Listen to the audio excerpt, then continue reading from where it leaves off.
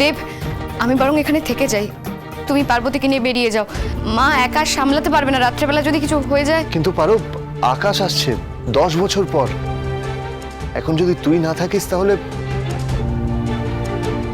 চৌধুরীবাবু, আপনারা যান না, আমি তো আছি এখানে। তুমি পার্বতী, তুমি এখানে থাকবে? কখনো না, তোমাকে আমি এখানে একা রেখে যেতে পারবো না। দেব, তুমি পার্বতীকে নিয়ে চলে যাও, আমি থাকছি। বোন, তুমি আমার কথা শোনো, তোমার ওখানে বেশি দরকার। আমি তো আছি এখানে মায়ের সাথে, কোনো দরকার হলে মা তোমাকে ফোন করে দেবে। আদিক্ষেতা, আমার মেয়ে তোমার মা হতে যাবে কেন? কাকে কি বললে মন পাওয়া যাবে সেটা তুমি খুব ভালো করে জানো। উফ বাবা, মা, আমার মেয়ে নিজের মাকেই মা বলে ডেকেছে। আসলে আমার মতো কাজের লোকরা তো বাড়ির গিন্নিকে মা বলেই ডাকে, তাই। আর নামে কি এসে যায়? তোমার তো পায়ে লেগেছে, আমি ওটা আগে ঠিক করতে হবে তোরটা।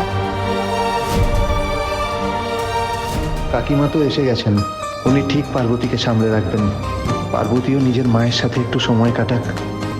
আচ্ছা ঠিক আছে, তাহলে পার্বতী না হয় এখানে থাকুক, কাল আমি এসে পার্বতীকে নিয়ে যাব। ঠিক আছে মা, আমি আসি। হ্যাঁ, তোরা সাবধানে যা, আমি আছি, পার্বতী আছে, টেনশন করার কোনো দরকার নেই। আসছি।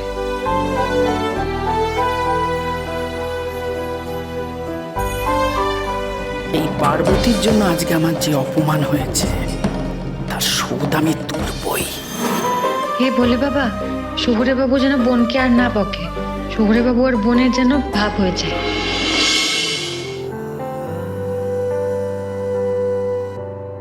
অন্য রং তো ছিল চারিদিকে, এই আবিরি হাতে কেন মাখলে? অন্য গান তো আছে কত আরো, চাইবো ফিরে তুমি পিছু ডাকলে। I'm sorry পারো, I'm really very sorry. আমাকে ক্ষমা করে দে প্লিজ। না না, ইটস ওকে।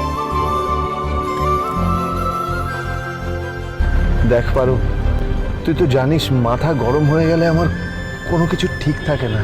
আমি কি বলছি না বলছি কিছু খেয়াল থাকে না আমার।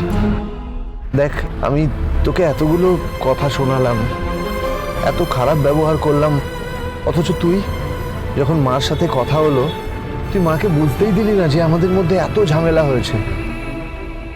এটাই তোর প্লাস পয়েন্ট, বুঝলি?